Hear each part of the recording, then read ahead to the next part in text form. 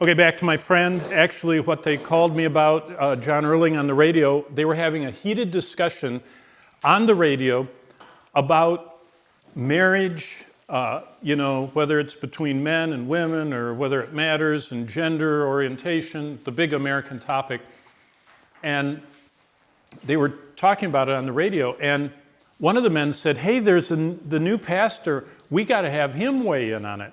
So their real question when we came back from the break was, how do you know that marriage is between one man and one woman? How do you know that God created males and females? And so after the break, they hit me with that. And I said, because Jesus believed it. And I took him to Matthew 19. When Jesus talks about marriage, he says, in the beginning, when God created Adam and Eve. And so for you, just to solidify in your mind, there are 7 reasons why I believe the Bible's true. But the most important one is the first one. Jesus authenticated the Bible. Jesus didn't just believe the message. When Jesus argued with the Pharisees, did you know he even talked about the words? Jesus believed in what we would call verbal inspiration. Jesus believed every word was inspired, not just the thoughts.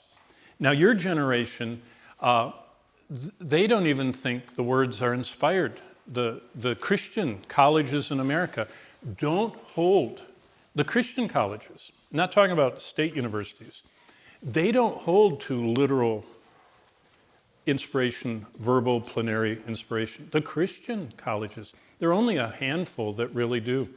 So I'm glad you're at Word of Life because they do believe in it. Okay, 7 reasons why I believe the Bible is true, and I trust you do too. Jesus believed it. By the way, the apostles and prophets believed it.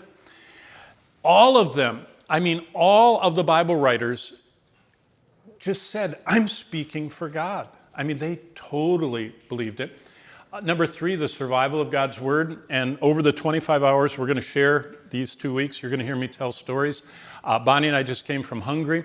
One of the things we did in Hungary was we went out we had a film crew there.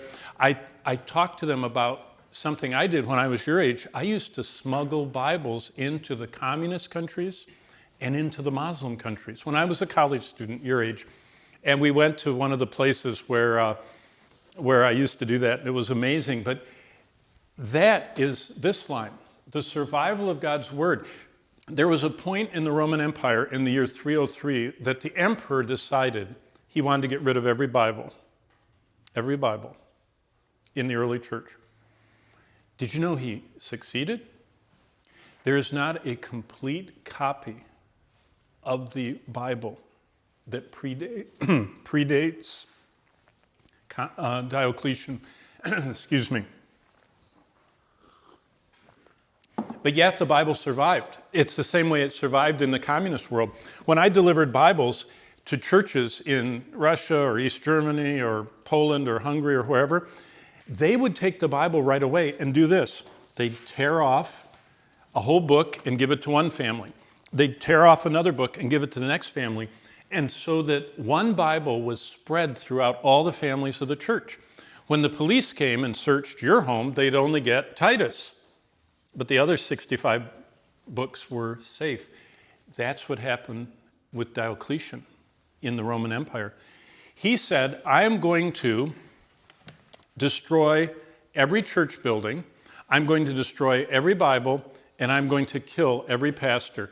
It's the closest Christianity came to extinction ever, because Diocletian was very methodical. He's the only Roman emperor that retired. He didn't get killed on the battlefield, he didn't get assassinated, and he didn't dissipate his life. He retired. Dubrovnik is his castle. That's the huge site that everybody likes to go to. He was an amazing man that proved the survival of God's Word. All he did is break the Bible up into 25,000 little pieces, and that's how many manuscripts we have today of the New Testament. And God has made his Word survive. Number 4, none of the Bible writers, or very few of them, ever met each other. I'm talking about the Old Testament writers. They didn't know each other. They didn't pal around together. You know, Isaiah and Jeremiah, they are 70 years apart. They didn't know each other, yet all of their books completely agree with one another. We call that the absolute unity of the Scriptures.